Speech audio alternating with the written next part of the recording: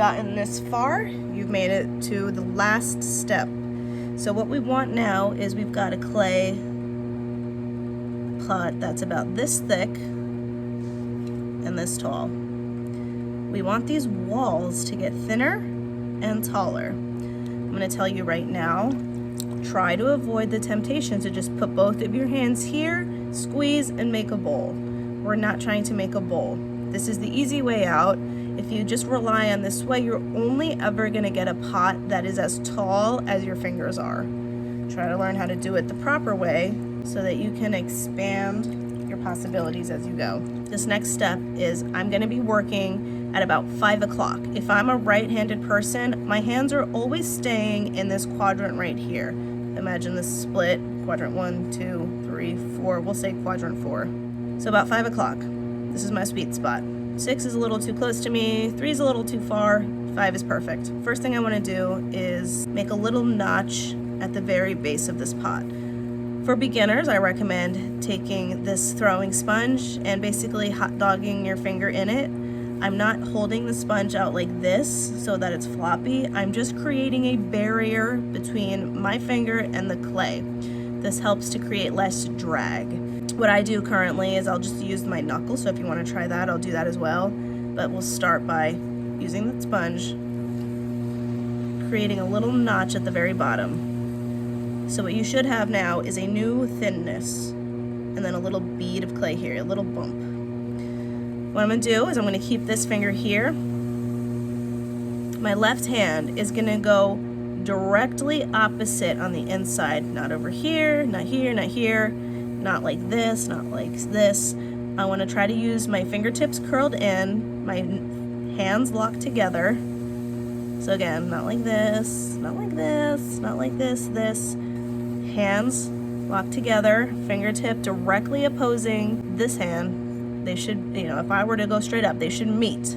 I'm not going to be squeezing consistently as I go. I'm not going to let my fingers drift apart. I'm going to try to maintain a new distance with my fingers. They should not be drifting. If I were to do this without clay, I shouldn't see them squeezing closely together. That's going to make you cut right through the pot. Your job is to slowly and steadily push that bead of clay up. And that is what a pull is. So that's step 1. You would normally want to do this several times because I can still see I've got a lot of clay at the bottom. Hard to see from your point of view, but if you look straight down, it's really thick down here. So I need to bring that clay up to get more height. So I'm going to create a little bead again. And remember, you're fighting the centrifugal force, centrifugal, don't know how it's pronounced, physics teachers help me out. The clay wants to flare outward. So the key is to try to stay upright. In fact, I try to counteract that force by pulling almost towards the center as if I'm making a triangle. But it ends up working out to be straight out. So your second pull, same thing, work slowly up. So I'm going to stop right here. You'll see this bead is traveling up. If you jump over that bead, you're not going to be pulling anything up because the thick part of the clay you left behind. So that's why, again, slow and steady is the key. Stay under that bead so that it works its way up, creates height, creates a nice thin pot. If you feel like it's flaring out too much, I can kind of just cup this with my nice lubricated hands and bring it back into a cylinder. Now I said I would show you what I do. So if the sponge is not working out for you, what I do instead is I'll just dig my knuckle in. So I have my finger curled all the way up and basically going. This meaty part of my knuckle is against the clay. That's the only part that's touching. Knuckle goes up. And I travel up. I'm going to show you what happens if you go too fast, but I will finish this pull first.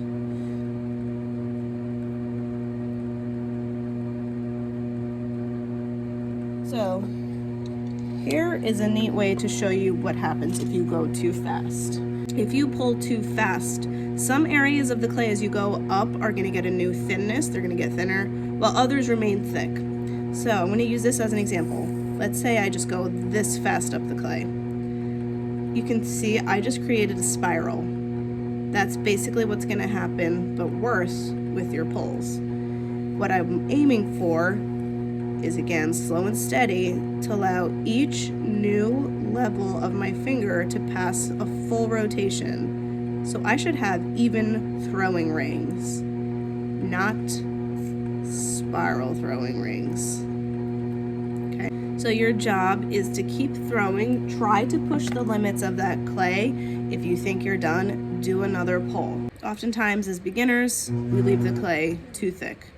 So you can see from my demo, I ruined the pot. If you ever feel like the top here is either uneven or too thick or too thin, you can get it off by taking your needle tool, finding the height you want to cut it off at, and if my finger is on the inside ready to receive that needle tool, I can just start to slowly push it into the side and pull that entire ring off, and that creates a nice even lip. So with each pull, I also like to just kind of compress that lip again, make sure it's not getting too thin. Once a lip is too thin, there's no getting a thickness back in. I'm just holding it between these two fingers and pressing down with my pinky or my pointer or whatever works for you. So if you get to a point where you think you're going to keep your pots, if you ever have a pool of water down there, take your sponge and soak that up. Pools of water will make your pot break down and you'll lose the bottom. So it has to dry evenly. Pools of water are not good. What we'll also do now is clean up the skirt. So if you have clay that's gotten on the wheel head, first you can start off by taking that angled bit of your rib tool and going flat against the wheel head. Clean that up. But you also usually have a skirt, so you notice it kind of flares out a bit. We can get rid of that now. So take that angled bit of your rib tool, line it up against the wall of your pot, and just go straight down and cut all that extra off. This will make your pot dry more evenly, it'll make it look better, easier to trim if we get to that point. And if I time it right, I can slam this down and scrape all of that up. I sometimes actually like to go inward a little bit to make it easier to get off the wheel. I think it makes a nicer looking bottom, so see what you can do. All right, and then last step is getting this off the wheel. How do we get it off the wheel? Actually, that's not the last step. I'll tell you the last step when we get there. It's cleaning.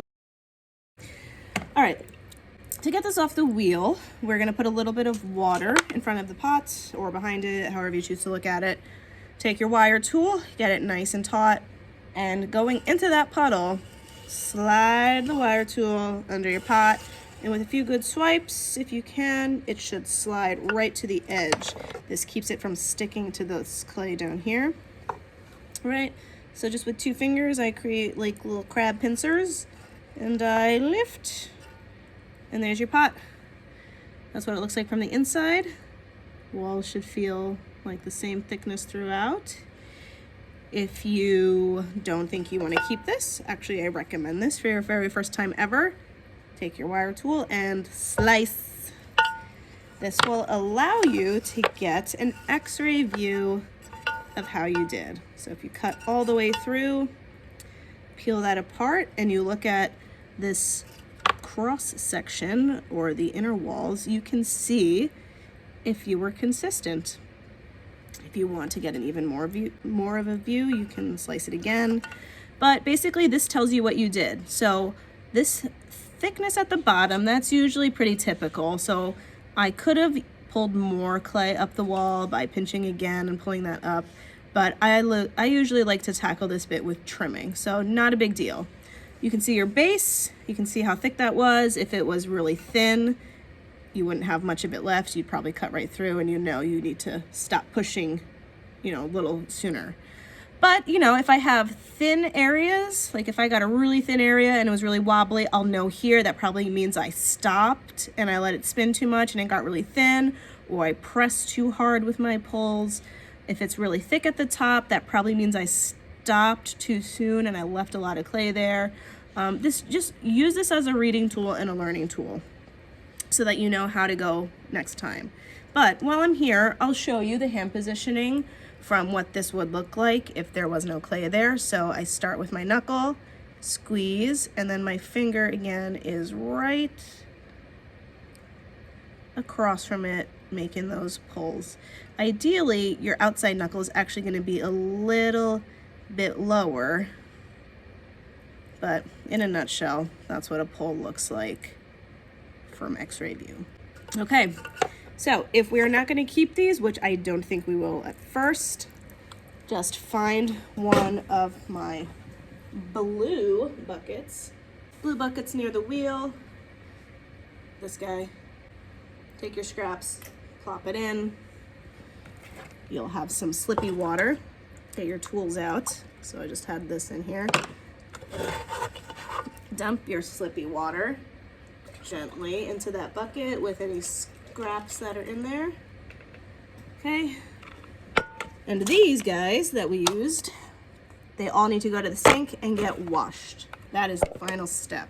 Washing your tools and washing your wheel. So easy way to get your wheel head clean. Turn the wheel on. Take this flat rib tool, start on the outside, go towards the center, and then gets all the chunks off. If you have a bat pen and you had something that's poking you, let me know. I can give you something to counteract that so it doesn't hit your palms and get in the way when you're cleaning the wheel. But keep it spinning. And then you can use your throwing sponge or a bigger sponge because it'll be more absorbent, and get all of that clay off the wheel and off the sides. Now, once these splash pans, this yellow bit starts to get too full, like this one, it's got a lot of clay goop in there. We have to dump those out so they don't overflow and start to leak. So, if you're sitting down, there's these tabs, and you just need to push those down. There's a little hole and a little tab here, it locks them in. You just take this, dump all that goop into one of these blue buckets here. This is where all the clay slop goes. That's one piece. This one, you just have to slide this forward and it will eventually release, and that can get dumped as well. All this stuff is good for the clay. We don't want to dump this down the drain. All these little particles keep that clay nice and plastic. All right, if you're putting this back on, there's this little lip here. Is it this flat part? Has to slide under there, so keep it low. Just give it a good wiggle, and that's on. Let me just slide this back into place, and you're good. Once all of your pottery tools have been cleaned, this bucket's a little dirty, but acceptable. All the throwing tools go back here so the next person can find them. Don't leave them by the sinks or you will not be allowed to use the wheel again. Bucket can go either with the rest, or better yet, the rest of the bowls under the sink.